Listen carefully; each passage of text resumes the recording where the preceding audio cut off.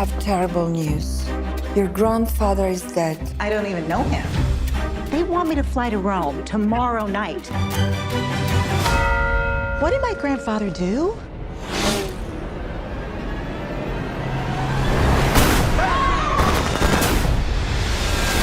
What is going on? My dying wish is that you be the new boss of the Balbano family.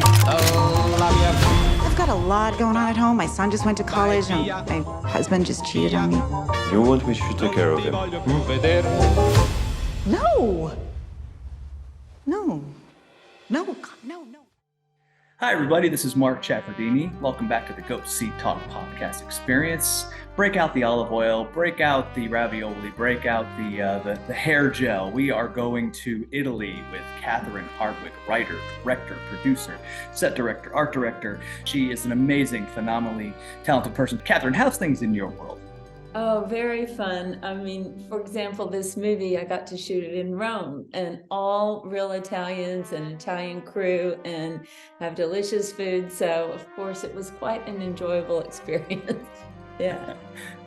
How do you build a siesta? How do you build a midday break into a film shoot? Does that just push your schedule way out?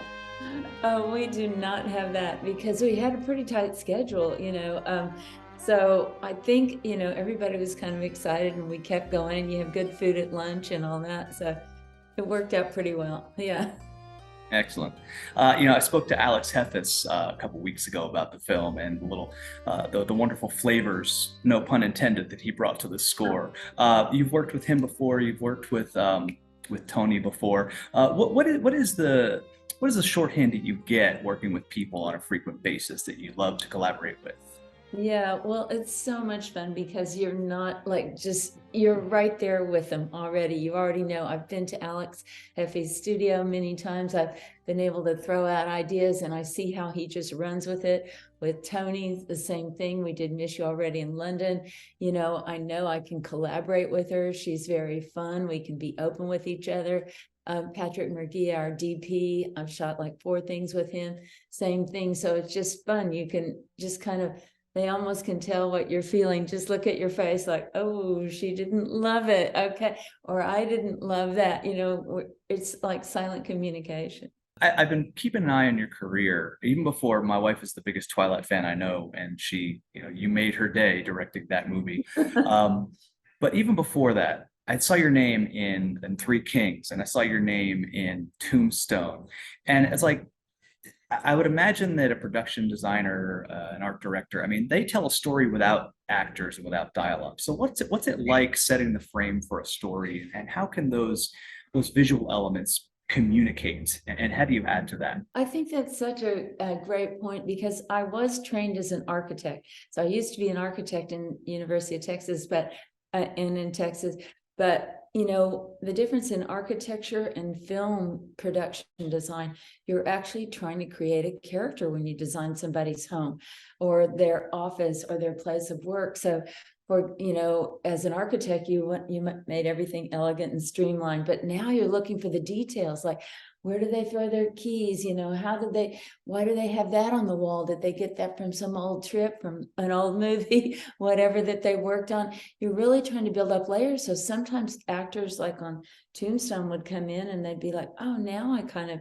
maybe even understand my character better. Or I get the sheriff's office. Why does it have that on the wall?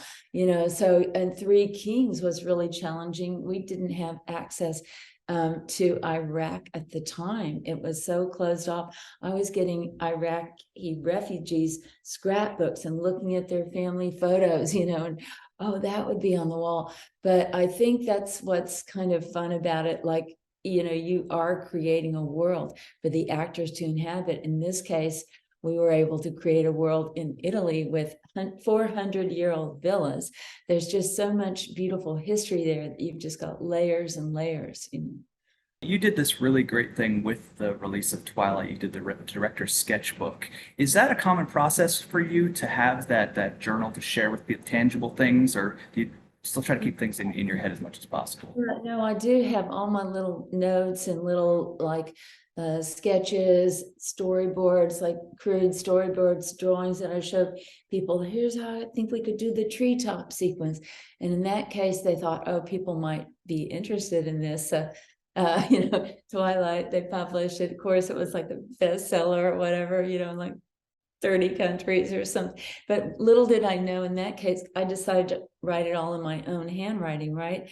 And then suddenly you have to translate it to all these other countries that have Greek letters and Russian letters. I was like, oh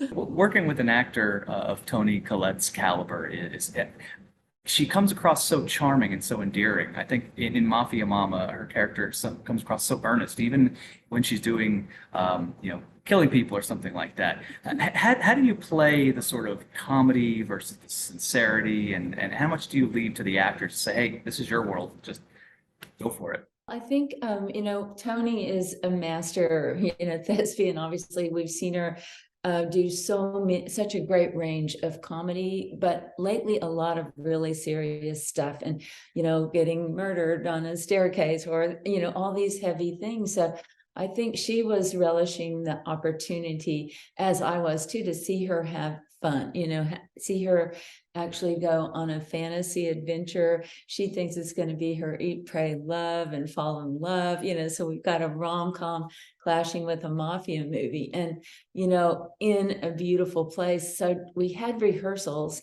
we had about a week that she came out, and we could work with all the actors to try to figure out, how she felt, how that character felt, to try to understand Kristen, kind of her innocence in a way, her naivety, but she had a bubbly, really fun personality too, that stayed positive in a way, even, and empathetic and motherly and really maternal.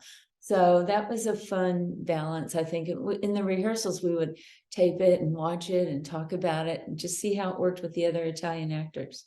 It's been described as a fish out of water story, and I think that works due to the disproportionate nature of, the mafia. The Invisible Family is very serious, but she is so polarly opposite, and I think that contrast makes it really sing. I know this was adapted from a screenplay. What references did you, maybe aside from The Godfather, notwithstanding, what things did you use, like, as I'd like to use this, and they're bits of Easter eggs? Well, definitely The Godfather, of course, and other mafia movies were kind of infused in this. I mean, obviously, we all kind of grew up on those movies and love them, so they're sort of in our blood. And then, of course, we had that Eat, Pray, Love, and Under the Tuscan Sun references too, because that was what Toni's fantasy was going to be if she went to Italy, meet like a hot Italian guy, which she does, which is pretty cool. She does live out much of the fantasy and gets to eat great pasta. But so we looked at those, and then of course I just looked at like crazy comedies that I love. I mean, Bridesmaids or Hangover or Quentin Tarantino films, and just like, what is the wild ride that this woman is going to be on, so. What's your favorite Tarantino film, and what speaks to you the most about his work? Oh my God. Okay. Well, I mean, I guess for this one, I probably looked a little bit more Pulp Fiction and Kill Bill. Those were the ones I was looking at. But obviously, he's just been able to take, genres and, twist them and turn them and make them his own in such a powerful way. And the way he uses music, it's just so much fun, like just release yourself to the experience. Yeah. Well, you mentioned comedies a little while ago, and I think this would be a perfect pairing with Amy Heckerling's Johnny Dangerously, which is sort of a mob comedy. Except that one, you have Dom DeLuise, you have Danny DeVito, and I think the strength of this movie is that you really don't go for, how would I say, the stereotypes. You don't see Michael Imperial, you don't see Steve Buscemi, you see these people who are known to play gangsters. Maybe can you talk about the strength of casting relative natives or relative unknowns to American cinemas? Yeah, I mean, it was fun we cast all real Italians, not Italian Americans, but Italians that live in Rome, live right in the area. And so that made it a lot of fun, because every little phrase that they made, I said, just go ahead and be a little bit free and improv, in some cases, the Italian lines, they basically improv that and added a lot of flavor and made it really grounded and real, so that was fun. But for example, the crotch eye scene, Alessandro, he's a villain in the James Bond, the one that was in Mexico City, he's in the opening scene. So some of them, of course, a lot of the actors have worked in international movies. Well, when you speak about actors bringing something to the role, how did the tiger, the lion, scene come up? Can you tell me a little bit about that? Yes. Okay. I love that scene. Be the leopard, and this one. So that's Eduardo Scarpetta, and he is a great Italian actor. He's from a whole line of Italian actors from his great grandfather. He just won like the Italian David Award, which is like an Oscar for playing his great grandfather. And he's just very creative and outrageous. And he came up to me, we had some of that in the script, but he came up and said, I've got a few ideas, Kat. And Toni and I have been working on this. I'm like, okay, just let it rip. Let me see what you got. And when I'm watching it, of course, I'm just like, oh my God, it was so wild, but I loved it. It just added this, it showed his kind of madness growing up in that mafia family and his obsessive nature. And I thought it was just awesome, I can see that this is, brought you a lot of joy, and this is like a wish list movie for you. But is there one pinnacle or one cherry on top of the cannoli that made this movie over the top for you? Well, in a way, Monica and Toni, their like friendship was, I thought, super fun because they're really opposites. Toni's blonde, kind of bubbly American.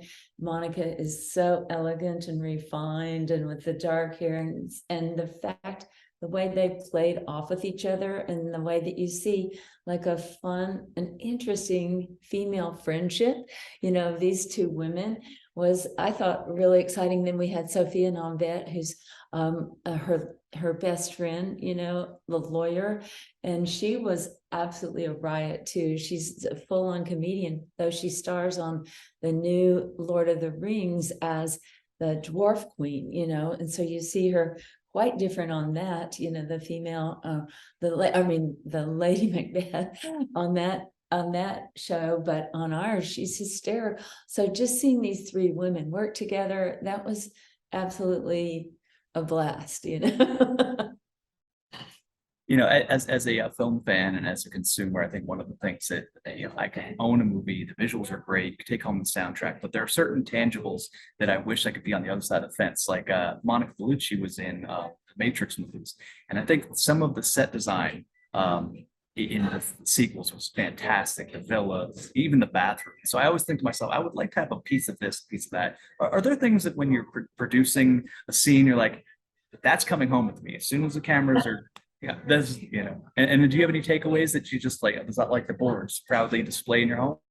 I did want to take everything away, but since it was Italy, like the sign, the Balbano family sign was like this big, even the grape stomping tubs. I think they would be great out in my garden, but they don't ship very well, but I do have some. Oh, wait, let me go get it.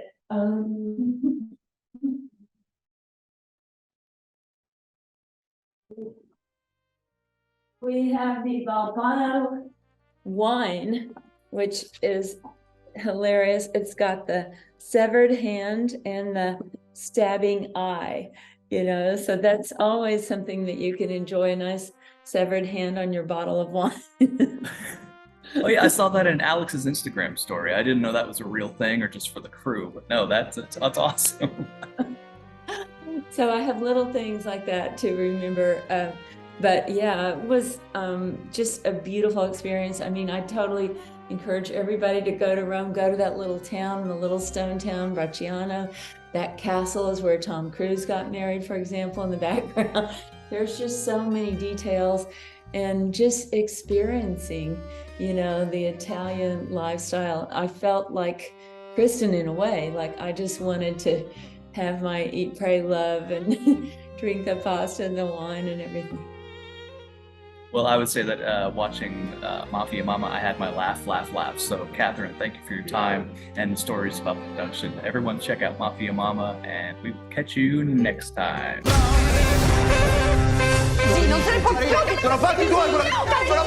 Rosie, hi. I'm still in the dark here.